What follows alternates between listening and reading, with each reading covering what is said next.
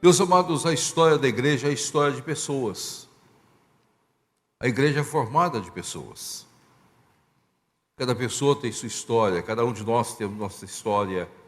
Em 70 anos nós já tivemos muitas histórias aqui da igreja. E eu gostaria, nesta noite, de contarmos 3 histórias de 3 pessoas. Pode ser que algumas delas se assemelhem à nossa história e às nossas vidas. E o desafio que nós temos pela frente, quando nós ouvimos essas histórias. Mateus capítulo 26, nós temos um momento de um personagem que eu gostaria de chamar a atenção dos irmãos. Mateus capítulo 26, a partir do verso 69. Ora, estava Pedro assentado fora do pátio, e aproximando-se uma criada lhe disse: também tu estavas com Jesus o Galileu.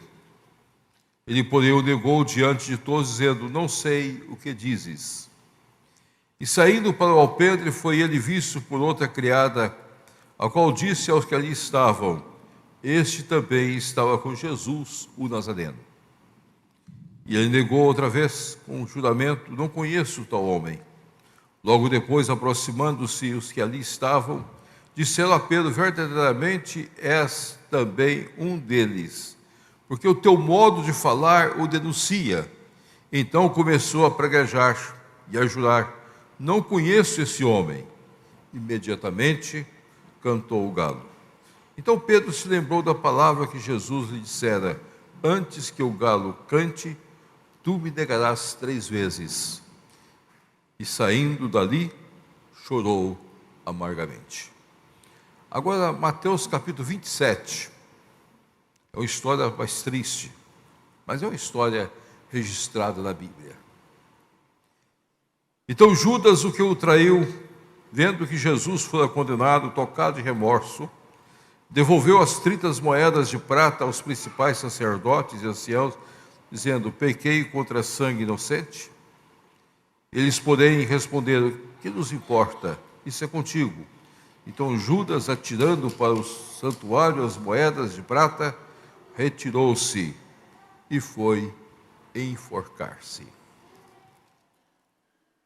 Mesmo capítulo 27, a partir do verso 60. E depositou no seu túmulo novo,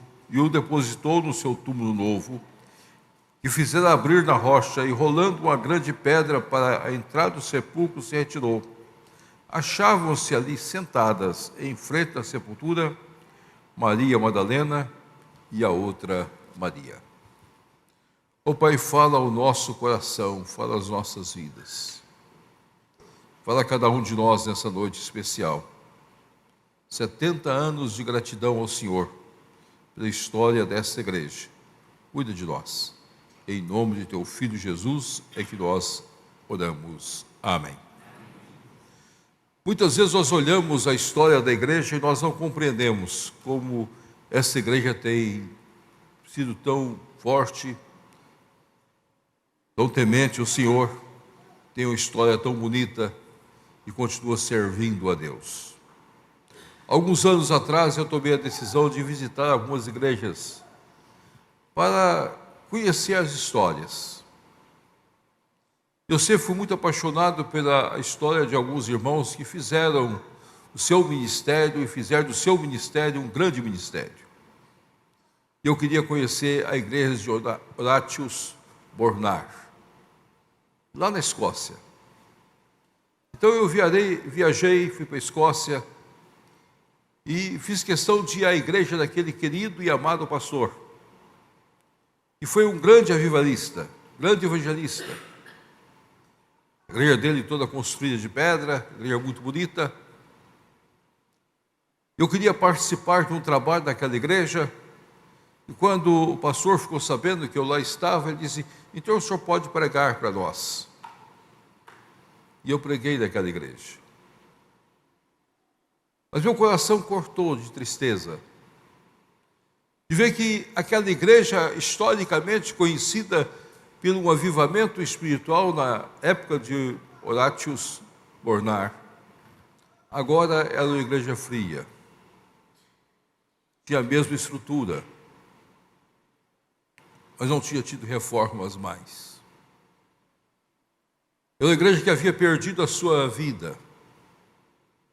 Poucas pessoas, todos muito envelhecidos. Eu vi somente um adolescente naquela igreja, totalmente fora dos momentos de vida da igreja. Pouquíssimas pessoas. E olhei para aquela igreja e comecei a pensar: como serão as nossas igrejas no futuro? Tive o privilégio também de chegar até a Alemanha e visitar a igreja que foi a igreja de Lutero, agora transformada em um centro de turismo, onde as pessoas entram só para fazer turismo. Perdeu a sua vida, perdeu a sua vivacidade, está morrendo aos poucos. E cada vez mais a Alemanha está longe dos padrões estabelecidos por Deus. Fui a Genebra, visitei a igreja de João Calvino. Também virou o monumento. Venda da entrada, venda disso, venda daquilo. E a gente olha a igreja e a igreja não tem mais aquele vigor. E quando eu comecei a observar, eu vi que a Europa cada vez mais está longe dos padrões de Deus. Perdeu o seu vigor, perdeu a sua alegria. Isso tem acontecido também nos Estados Unidos. Muitas igrejas perderam o seu vigor. Muitas igrejas perderam aquela vivacidade que possuíam. E eu comecei a olhar para o Brasil e senti que nós não podemos perder essa vivacidade nossa. Nós temos de continuar uma igreja firme, preparada, disposta. A igreja é feita de homens, da história de homens, homens e mulheres, jovens e adultos, que fazem a história da igreja e o seu crescimento de acordo com a vontade soberana de Deus. Por isso eu escolhi nesse texto sagrado 3 histórias, que muitas vezes podem se adaptar às nossas vidas e à vida do futuro das nossas igrejas, para que nós possamos conhecer mais, entender mais e praticar mais das nossas próprias vidas e das nossas próprias realidades. Pedro, grande apóstolo, um homem cheio de virtudes, mas um homem que pensava que era mais do que todos os demais homens. E aqui está o grande perigo de Pedro. Pedro sempre olhava para os demais apóstolos pensando que ele de fato era o mais fiel. Olhava com altivez. A soberba dominou muitas vezes o seu coração. E quando nós olhamos as Escrituras Sagradas, nós podemos observar que Pedro está sempre à frente, querendo passar diante dos apóstolos como aquele que de fato possuía a condição: eu sou mais que todos vocês, eu tenho mais condições, eu tenho mais determinação. Quando eles estavam discutindo quem era de fato Jesus Cristo, Pedro logo falou rapidamente: tu és o Cristo, o Filho de Deus vivo. O Senhor Jesus Cristo olhou para ele e logo disse a ele: Pedro, sobre essa pedra edificarei a minha igreja. Isto é, a tua confissão é a pedra angular da construção da igreja. Não fora nem carne nem sangue tu revelastes, mas o próprio Senhor Jesus Cristo. Quando Pedro viu Jesus vindo por sobre as águas, ele sentiu que ele poderia desafiar o Senhor Jesus Cristo e gritou logo: se tu és mesmo o Cristo, se tu és mesmo o Senhor, não é nenhum fantasma, nenhuma coisa fora da realidade, dá-nos condições de ir até ao Senhor. E Jesus mandou Pedro descer, andar por sobre as águas, e ele começou a andar e teve medo. É o primeiro momento de quebrantamento na vida de Pedro. Ele teve medo. Ele pensou que poderia andar por sobre as águas, mas quando ele sentiu o vento batendo de um lado para o outro, ele sentiu que as suas pernas começavam a fraquejar, e ele começou a afundar, e ele teve de buscar socorro em Cristo Jesus, o nosso Senhor. Mas há outra coisa interessante sobre Pedro. Jesus, quando estava falando que ele seria levado à morte, ele estaria entregando a sua vida para ir à morte, Pedro tentou corrigir o Senhor Jesus Cristo. Isso não vai acontecer contigo, Senhor. Em outras palavras, eu tenho até autoridade para corrigir Jesus Cristo, porque não é bem assim a história. Jesus teve de chamar ele de arreda Satanás, que não sabe, cogitas as coisas da terra e não das coisas de Deus. E Pedro logo depois disse também: se todos te deixarem, eu não te deixarei, Senhor. Eu sou autossuficiente, eu sou um homem poderoso, eu posso ter a minha espada, eu posso arrancar a orelha de quem quiser, eu tenho tudo nas mãos. Jesus disse para Pedro: 3 vezes tu me negarás.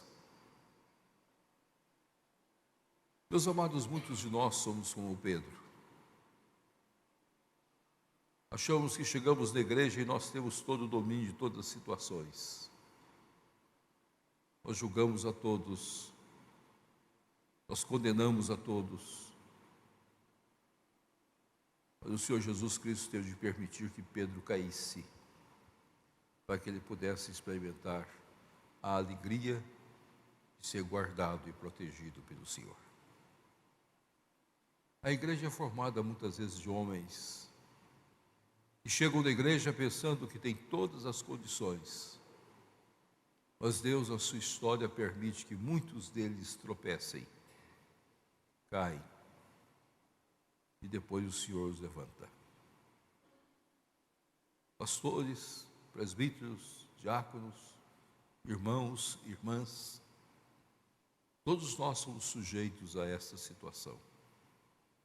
Por isso que o Senhor Jesus Cristo disse: aquele que está de pé, que pensa que está de pé, veja que não caia. Ser vigilante. Ser vigilante. Quebranta o seu coração. Entenda que você não tem suficiência nenhuma fora das mãos de Cristo Jesus. Compreenda a sua dependência exclusiva de Cristo Jesus. E possa entender que nós só somos alguém pela graça e pela misericórdia de nosso Senhor Jesus Cristo. O grande erro da igreja na Europa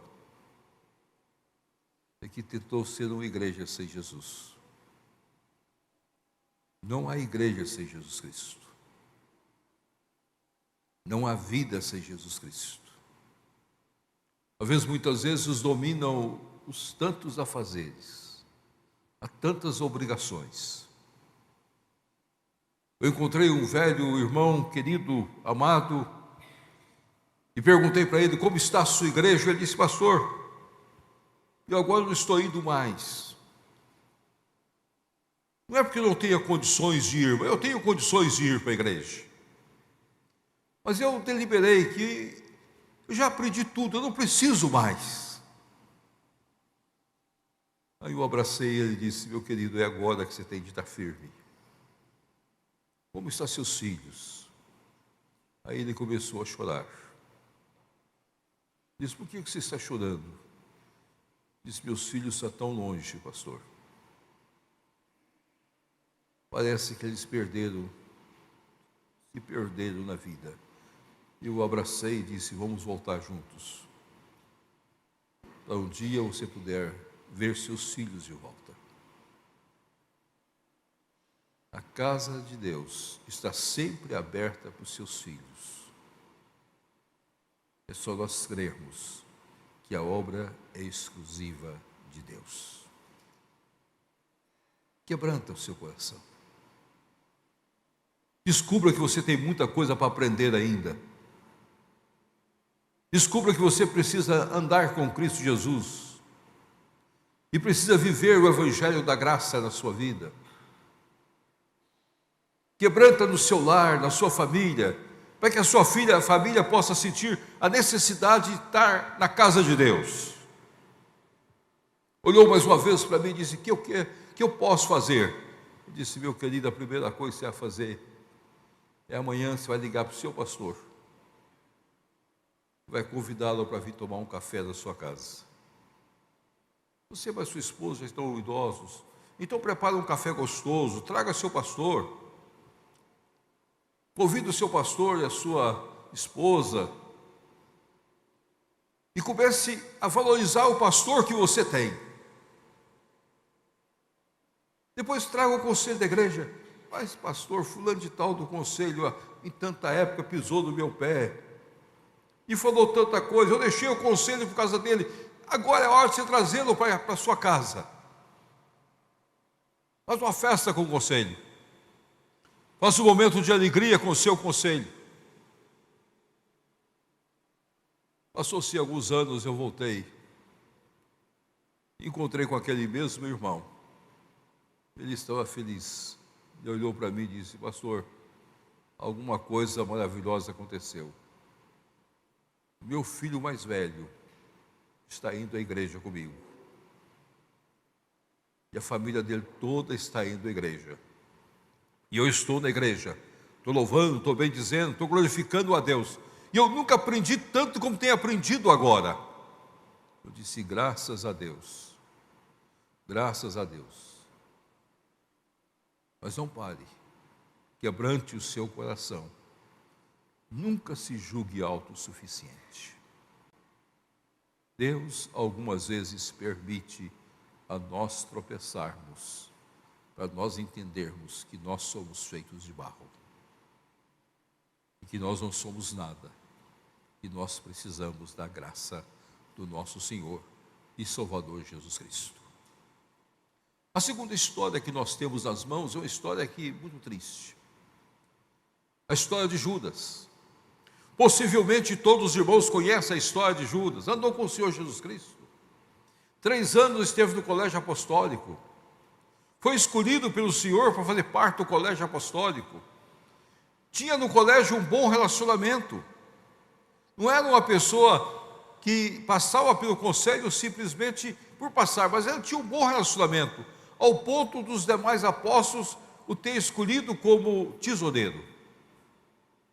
Cuidava das finanças, das poucas moedas que aqueles irmãos possuíam, das poucas moedas que eram colocadas no cofre do colégio apostólico. Mas mesmo assim, João afirma que Judas lançava a mão daquelas moedas, roubava o colégio apostólico. Mas Judas era membro de um partido político. Ele era dos Zelotes. E ele chega à conclusão que os Zelotes eram um partido que era, nós diríamos na nossa linguagem brasileira hoje, um partido de ultradireita. E que esperava que Jesus ia reinar sobre a terra. Alguns teólogos chamam os zelotes de pós-milenistas, porque eles criam que Jesus ia estabelecer aqui na terra o julgamento final, e nós teríamos 1000 anos de paz na terra, paz completa, sem nenhuma dificuldade. Eles esperavam que Jesus ia tomar a decisão de ser o rei sobre a terra. E Judas, então, olhando para aquele quadro, começa a sentir que Jesus vai demorando demais. Jesus não tomava decisão.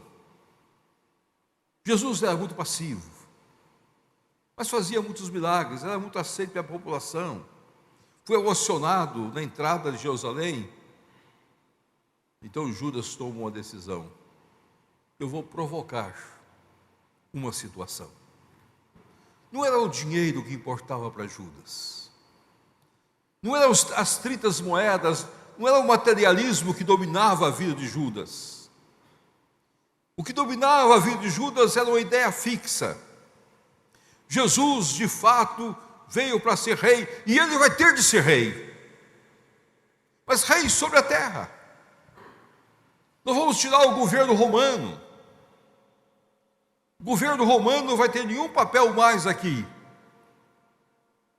E Judas vai ver de Jesus. Mas é interessante que Judas se frustra,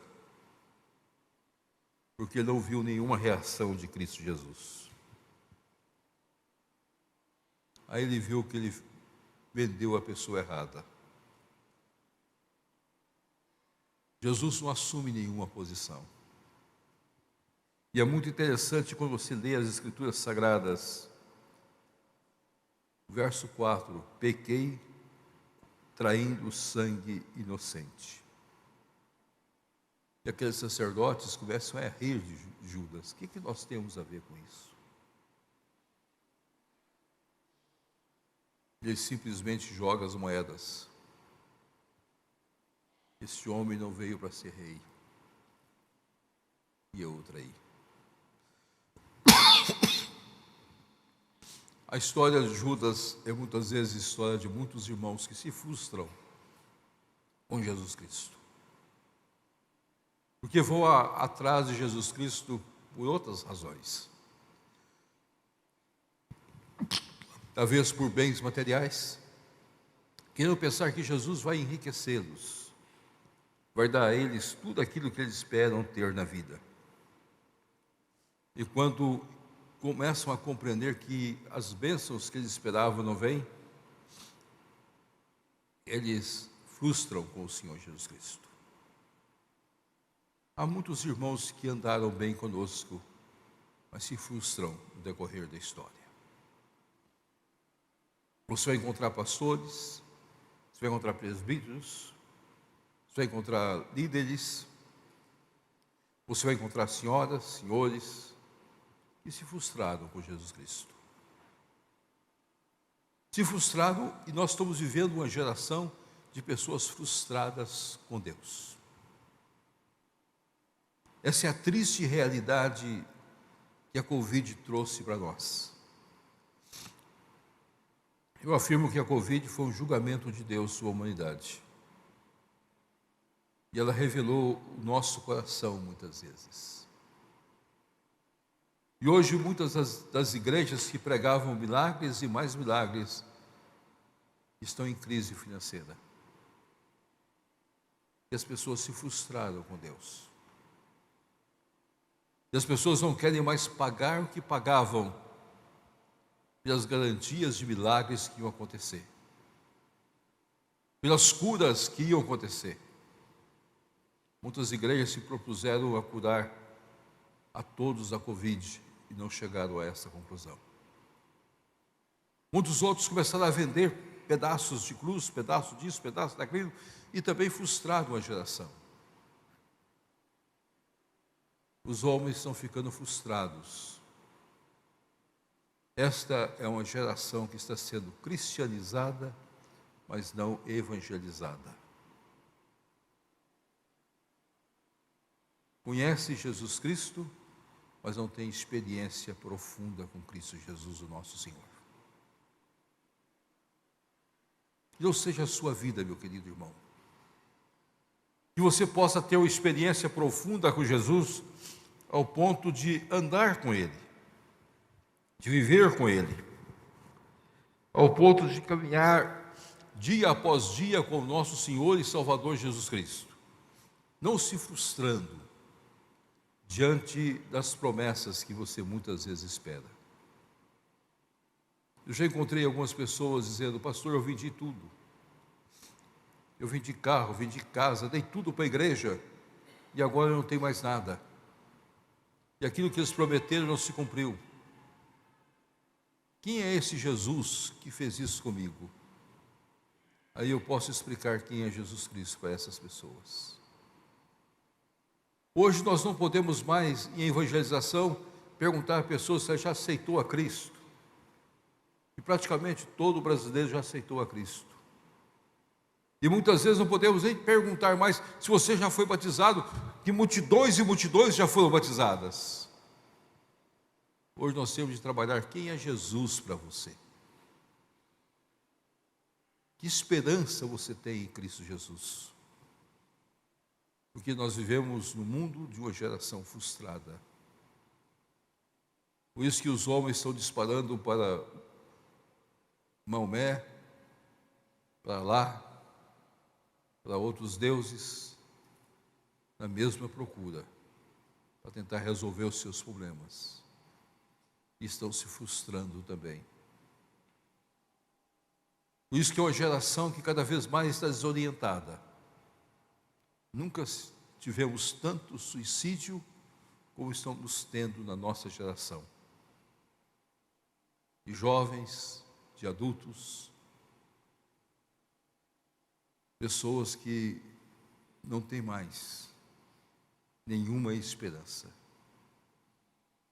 Porque a esperança deles era neste mundo, neste patamar, na realidade da terra. Nós precisamos de um governo que só fala em paz. Meus amados, é um grande engano quando nós olhamos isso. O próprio Senhor Jesus Cristo deixou bem claro para nós que nós estamos no mundo, mas nós não somos do mundo.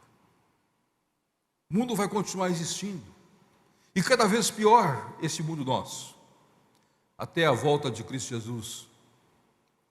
E se o Senhor não abreviar os tempos, muitos de nós podemos tropeçar. Nós temos que ter cuidado com isso, para não estarmos frustrados com Deus. Sermos a geração que se frustrou com Deus, porque cria somente no Jesus terra. Eu não fui curado da minha enfermidade. Mas Jesus não prometeu isso. Ele prometeu te consolar, Ele prometeu te animar, Ele prometeu estar com você todos os dias, Ele prometeu mandar o sustento, o seu diário e constante para a sua vida. É isso que Jesus prometeu, e as promessas dele se cumprem diariamente nas nossas vidas, para a glória dele, para o louvor dele e para a honra dele. Será que nós temos compreendido Jesus assim? A última história. 2 mulheres que sentaram na pedra em frente à sepultura de Jesus. Um jardim muito bonito, Jesus foi colocado. Quem já foi a Jerusalém teve a oportunidade de ir ao jardim. Um jardim muito bonito, belo, frondoso, túmulo novo, aberto por José de Arimateia, e ali foi colocado Jesus. E aquelas 2 senhoras simbolizam pessoas que esperam em Cristo Jesus. A esperança da espera. Tiveram experiências profundas com Jesus. Maria Madalena teve a sua vida transformada quando encontrou-se com Jesus, teve os seus demônios expulsos quando teve a experiência com Jesus. O mesmo aconteceu com Maria, a outra Maria. Aqui não está falando da Maria, mãe de Jesus. Foram mulheres que também usaram os seus próprios recursos para sustentar o ministério de Jesus Cristo, como afirma Lucas capítulo 8 para nós, logo no início. Deus levantou mulheres para que sustentasse o ministério do nosso Senhor Jesus Cristo. Eram irmãs dedicadas. Mas elas não compreenderam o que se passou. Às vezes, por tanta euforia de estar com Jesus, que elas não entenderam os avisos deixados pelo Mestre. Mas elas acompanharam, sentaram e ficaram esperando. Meus queridos, muitas vezes nós precisamos aprender isso nas nossas vidas. Nós precisamos, quando nós não compreendemos alguma coisa que Deus faz por nós e que Deus está fazendo, vamos esperar o tempo de Deus. Vamos crer que Deus, a sua graça, há de revelar a nós aquilo que Ele quer mostrar a nós no decorrer dos dias. Vamos crer que Deus vai abrir as comportas do céu e cuidar de nós. Teve um dia, o conselho me estava me contando, e eu quero aplicar aqui, que teve um dia que eles olharam para esse terreno, e a pessoa do terreno virou para eles e disse: nós queremos 2.500.000. E o conselho ficou pensando: e agora? Parecendo aquele poema de Carlos Drummond de Andrade: e agora, José? Tudo mudou, tudo está diferente, e agora? E agora, o que eu vou fazer? Mas Deus deu a paciência para o conselho ficar aguardando. Nós não temos, vamos aguardar. Vamos aguardar. E de uma hora para outra, depois de algum tempo, a família liga, e o Night é pego de surpresa, quando a família fala: não é 500, não é 2.500.000, nós podemos negociar em torno de 500, 600, 700, e vai acabar sendo 700.000. Houve uma redução de 1.800.000.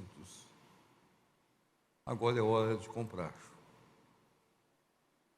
de arregaçar as mangas, olhar para a igreja e entender que está dentro daquilo que Deus tem colocado para a igreja.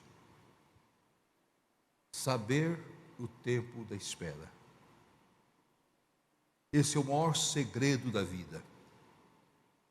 Às vezes nosso filho já foi embora, por alguma razão, deixou o lar, deixou a igreja, mas nunca diga que seu filho está perdido.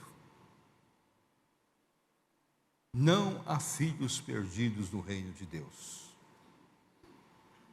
Começa a orar para Deus: traga meu filho, ele é filho da eleição eterna.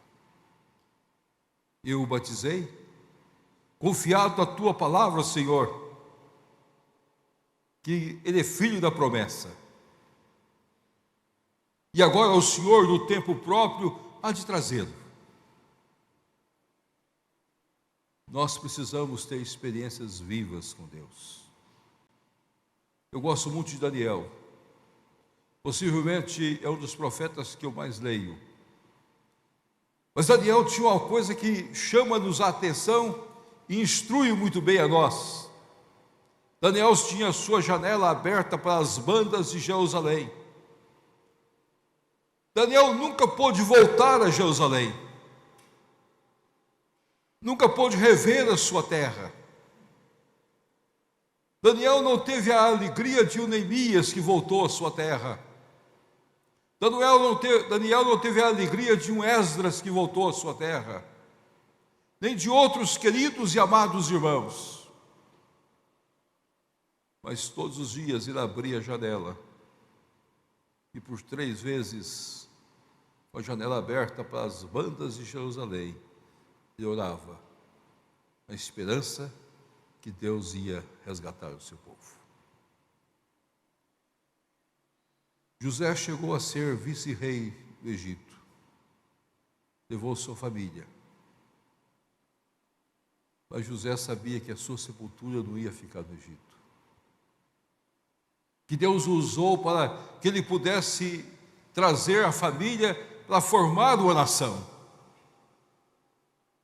José fez que os irmãos jurassem que quando Deus visitasse o seu povo, e aquilo foi passando de tradição em tradição, Foram mais de 400 anos de espera que levasse os seus ossos, o que estivesse. Seu corpo foi embalsamado, não sabemos se o corpo estava todo perfeito, o levasse para a terra da promessa. Sentar e esperar. A mulher é mais tranquila do que o homem. As irmãs são muitas vezes muito mais pacíficas do que nós, homens. Às vezes nós, homens, queremos correr, resolver tudo de uma vez. Às vezes nós, homens, queremos ter a solução para tudo em poucos minutos. As mulheres aprendem a esperar mais e a conviver mais. E essa é uma garantia que nossas queridas irmãs nos ensinam. Quando o seu filho saiu, abra as janelas da casa e diga: meu filho vai voltar, e eu vou vê-lo andar. Eu vou colocar o anel nele, vou colocar a roupa nele e vou colocar sandálias nos pés dele. Ele é meu filho. Não importa o que se passou, mas ele é meu filho. Assim também em qualquer outra história de nossas vidas.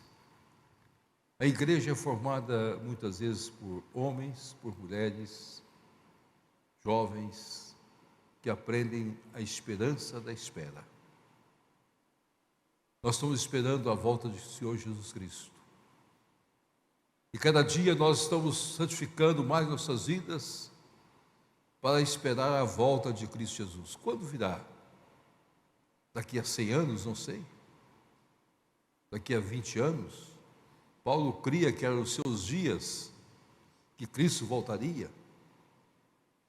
Muitas vezes nós devemos colocar nosso coração e dizer: Senhor, glórias te dou, porque sei que o Senhor voltará. Maranata, Cristo Jesus voltará, e eu vou estar na espera. Eu vou estar sentado na espera, agindo, trabalhando, mas na espera. Eu vou abraçá-lo e vou glorificá-lo. Eu vou poder subir para as alturas para estar com o meu Senhor. Vou voltar como a igreja gloriosa com o meu Senhor. E Deus, na sua graça, há de cuidar de cada um de nós. Já pensou que coral bonito vai estar no céu? Até o Nath, que não tem voz, vai poder cantar, juntamente comigo, que também não tem voz. Vai ser um coral lindo, maravilhoso. E nós vamos estar louvando e glorificando a Deus. Mas nós precisamos entender o tempo da espera. E não achar que esse tempo é longo demais. 1000 anos para Deus é como um dia com 1000 anos. O tempo de Deus não é o nosso tempo. O contar das coisas de Deus não é o contar nosso. Nós precisamos aprender com essas duas queridas irmãs. E depois foi as primeiras que viram o túmulo vazio e tiveram a experiência com Jesus Cristo. 3 histórias que muitas vezes simbolizam as nossas vidas.